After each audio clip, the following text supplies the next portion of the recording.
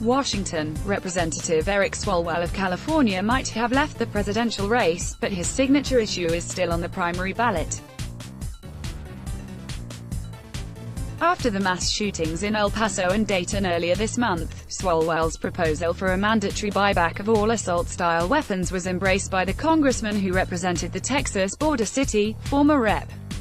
Beto O'Rourke, giving the idea its highest-profile platform yet. Swalwell has been actively advising presidential candidates to follow his lead, telling them in conversations that the moms will have your back, even as critics denounce the plan as gun confiscation that would turn ordinary Americans into criminals. Collected firearms at Riccarton Racecourse on July 13, 2019 in Christchurch, New Zealand, a part of the first firearms collection event to be held following changes to gun laws, providing firearms owners the initial opportunity of many to hand in prohibited firearms for buyback and amnesty. Handout. New Zealand police via Getty Images. If you want to ban future sales, I actually think intuitively you're already there, Swalwell said. You recognize these are weapons we can't have in our communities, and the next step shouldn't be that hard, which is to get the ones that are there now. This week, a group led by survivors of the Parkland shooting unveiled a plan that included the same concept, a departure from more common proposals that would only ban the future sale of affected firearms. Democratic candidates and prominent gun safety groups, however, are still mostly unwilling to embrace the idea, with some, like former Vice President Joe Biden and Vermont Independent Sen. Bernie Sanders, responding with calls for making any buyback programs voluntary. Up until fairly recently, it was hard to find any nationally known politicians arguing that gun owners should be forced to turn in their weapons, period, even as many praised Australia for implementing a similar law. The party instead focused largely on passing legislation that enjoys bipartisan support in Congress, like universal background checks and red flag laws that would take guns from those deemed a danger to themselves or others. The leading background check bill is co-authored by Senator Joe Manchin, a West Virginia Democrat who, in campaign ads, shoots legislation he doesn't like. But this year the conversation is charting new territory. Frequent mass shootings, continued inaction in Congress and a highly competitive presidential field have contributed to a race to embrace fresh ideas or revive old ones abandoned after opposition from gun owners. I think they've drastically changed, both in terms of how candidates are prioritizing the issue versus 2016 or 2012 or 2008, but also in terms of the boldness of those ideas, said Igor Volsky, founder of Guns Down America Action Fund, which advocates for reducing the total number of firearms in America. And as the years have passed without a breakthrough in Congress, Trump has entertained background check legislation repeatedly only to seemingly back away. Politicians and activists are growing less concerned about whether Republicans will go along with their proposals or the opposition of gun rights groups. Clearly what we've seen is that approach has failed, and the reason this has failed, and it's reflected in our politics on every issue, is there's no interest on the other side to ever do anything, said Volsky.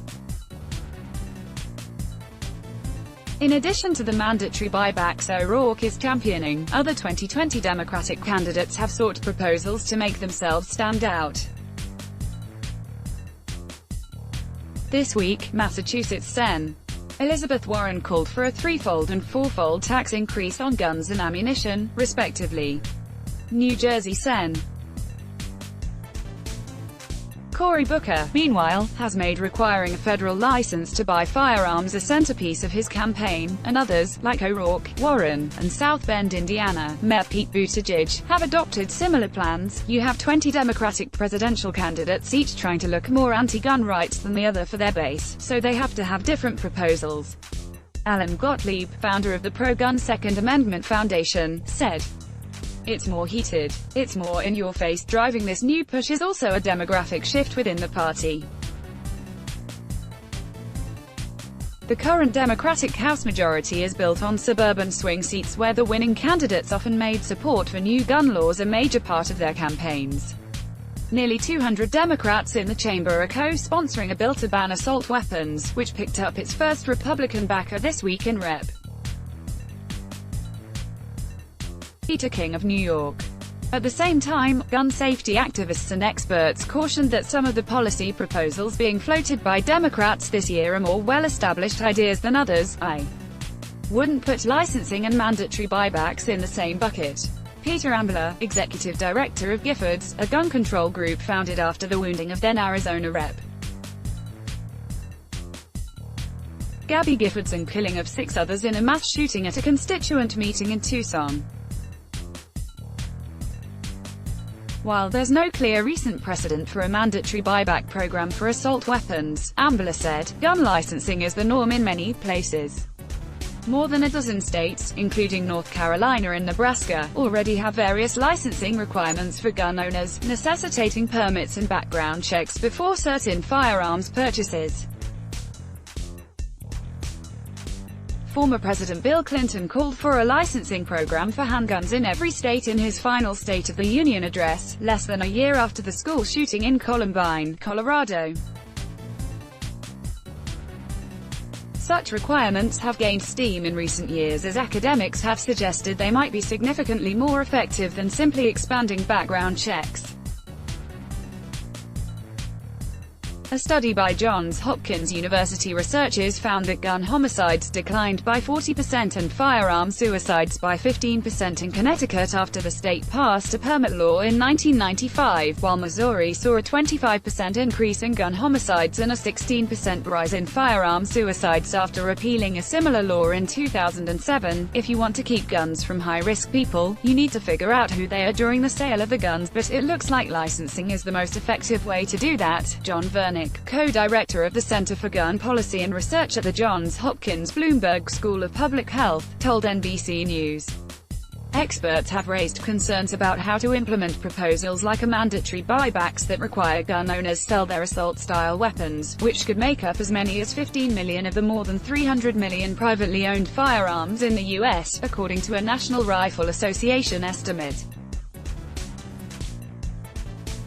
Swalwell says his plan would make it easier to comply by allowing owners to keep their guns if they store them at a shooting range or hunting club.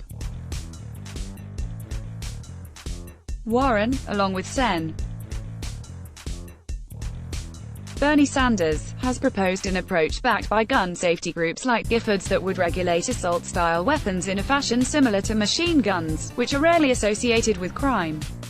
Machine guns are no longer allowed to be manufactured, but the law banning them grandfathered in existing ownership so long as those in possession registered their guns and paid a $200 tax. Ambler, the Giffords executive director, said he can understand with this epidemic of mass shootings where the desire is coming from, for a mandatory buyback plan.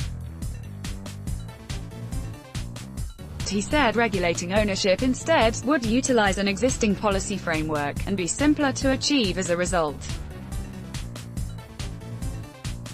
But Second Amendment activists have argued many gun owners would likely refuse to comply with bans on existing guns, especially a mandatory buyback or requirements they register their guns, making it impossible to implement without generating new conflict with law enforcement. John Caldara, president of the Libertarian Independence Institute, has been protesting a Boulder, Colorado law banning assault-style weapons and requiring owners of existing weapons to show the police proof of prior purchase in order to keep their existing stock. As part of his campaign against the new rules, he's deliberately refusing to comply and predicted gun owners would react similarly to national efforts requiring them to turn in their firearms. The euphemism they use for gun confiscation is just delicious, he said. What you're doing is turning good guys into criminals. Let's block ads. Why?